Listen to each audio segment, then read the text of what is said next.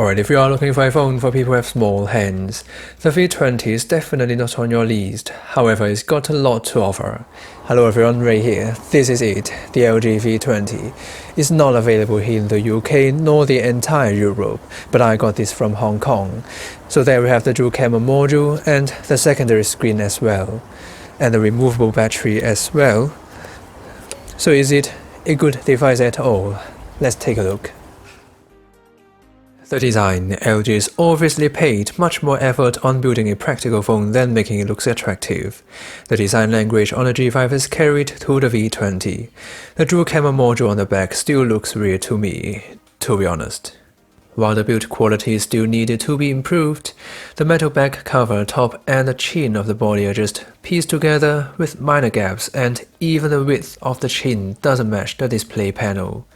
Those small details make the V20 look less expensive than it is, and it's just not as one piece as other flagship offers. But if you treasure LG's persistence of offering removable battery and microSD expansion, you will also find LG's design on the little button here which pop up the back cover when it's pressed.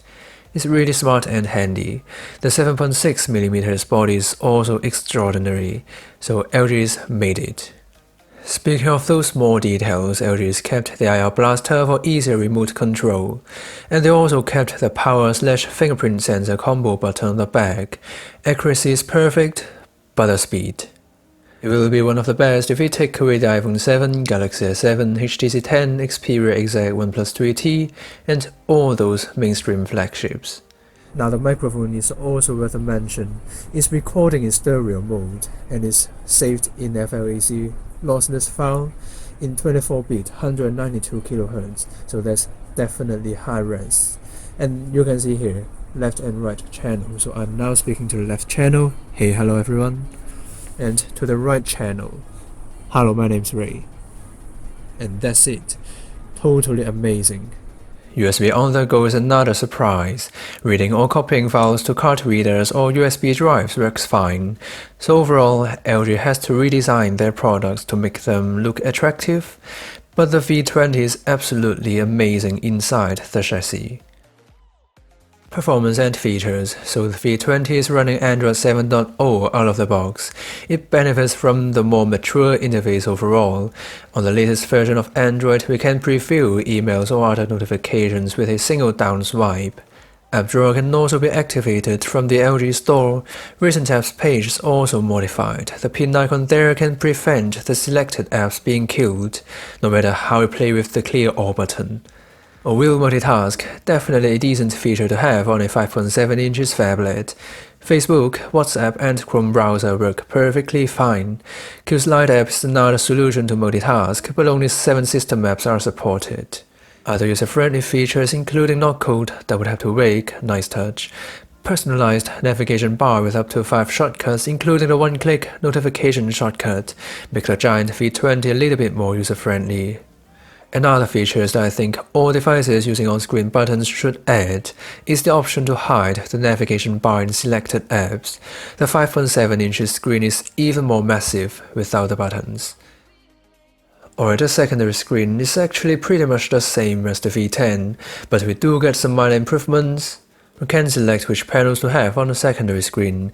Basically, we can put quick toggles, 5 recent apps together with another 5 system apps. Switching between apps or having quick access to simple features or quick toggles have never been that easy. Notifications will also pop up on the secondary screen. Tapping the small arrow will bring us previews to the emails or other stuffs. Tapping the notification directly in the meantime will bring us the respective app on the media screen. It also acts as an always-on display, but light bleeding is still a problem. It would be better if LG could change to an AMOLED secondary screen next year, or go AMOLED all the way through if the display has to be one piece in this case. Performance, though, the Snapdragon 820 powered V20 is on a par with other mainstream flagships. According to our app's opening speed test, it performed nearly identical to the G5, both pure apps opening speed in the first round and multitasking in the second round. So overall, the V20 delivers 2016 flagship performance with loads of personalization settings and features. Now the camera, if you have watched our full review on the G5, the difference between the V20 and the G5 would be the software. With 2 generations now, we can tell the V series targeting heavy users or professionals. We have color temperature in Kelvin, manual focus, ISO and shutter speed up to 30 seconds, but unlike Samsung or OnePlus, we are getting a full manual mode here instead of a semi one, with manual shutter speed and auto ISO to compensate under overexposure on the Samsung. We do get instant exposure value to make things easier though. Moving to video mode, we are meeting the most sophisticated, features-packed interface ever on a smartphone. We have all the settings that you can think of, including directional voice recording, and also using FPS like 24 or 2 FPS frames per second for cinematic video. Even though not every FH user will touch those settings, but we will have a 4K cinematic video shooting with the V20 all the way through coming very soon. The V20 is also most packed. What amazed me though was the single front camera can actually give us the choice to either shoot with a normal field of view or a 120 degrees super wide one. And of course, we have the dual camera setup. In daytime, colors are accurate unlike the Samsung or the Pixel. Saturation and contrast are kept untouched. Dynamic range though is not impressive at all.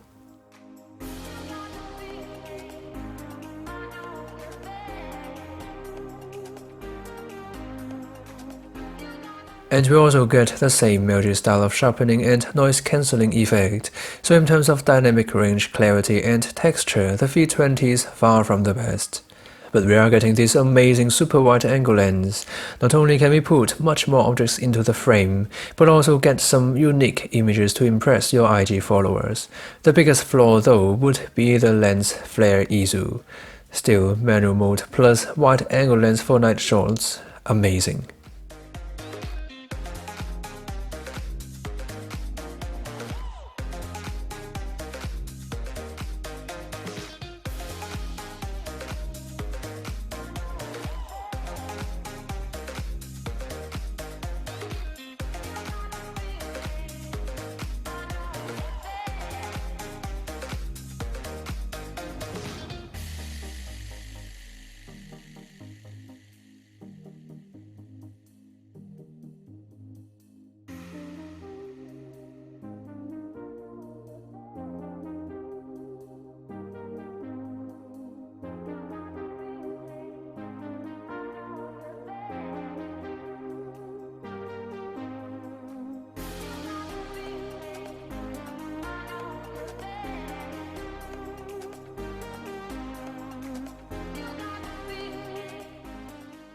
Move on to multimedia experience. The first thing we'll see is the massive 5.7 inches IPS display, plus a secondary screen.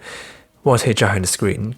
With Quad HD resolution, color reproduction is on the more natural side. People who are tired of those punchy colors on AMOLED display might find this a nice touch. While the brightness adequate for outdoor visibility, but the white balance out of the box a little bit on the cooler side, with a greenish tint, slightly greenish tint. Unfortunately, we don't have easy access to calibration settings of the display without root access, but we do get blue light filter, which I personally don't use that much. So overall, you won't be impressed, but you won't be disappointed as well.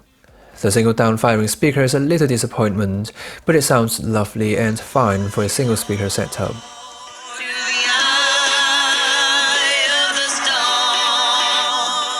The top feature of the V20 would be the Quad DAC without a doubt. This is phenomenal. It drives my Xperia A3 a whole lot better than all other phones I've used.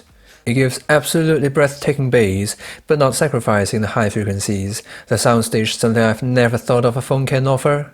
Playing the same track on the 3T, which is already a solid performer on audio quality, the V20 outperforms it with much more details, much better separation between the low, mids and high frequencies, and a much wider soundstage. Extraordinary.